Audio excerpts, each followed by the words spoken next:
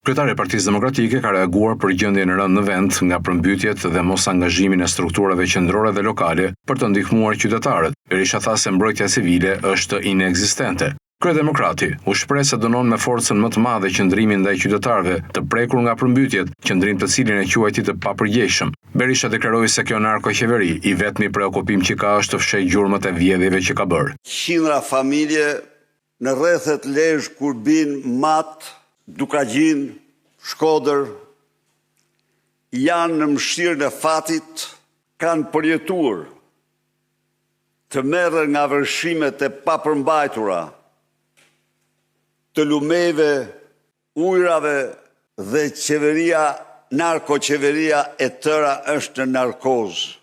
Asnjë ndihmë, asnjë mbështetje, njerëz të lënë në mëshirën e natyrës dhe të Zotit vetë.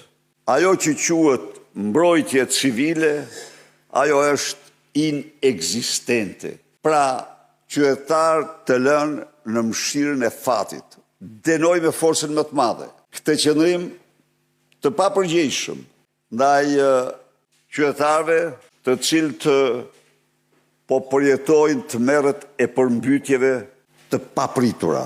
Natyrisht, një qeveri, narkoqeveri, e ngërthyr nga super skandale, nuk ka asnjë lloj preokupimi tjetër veç se si të fsheh gjurmët e krimeve që ka kryer, vjedhjeve që ka kryer. Ky reagim i kreut Partisë Demokratike erdhi si pasojë e përmbytjeve që u shkaktuan në mbar territorin e vendit, si pasojë e rreshjeve të dendura të shiut.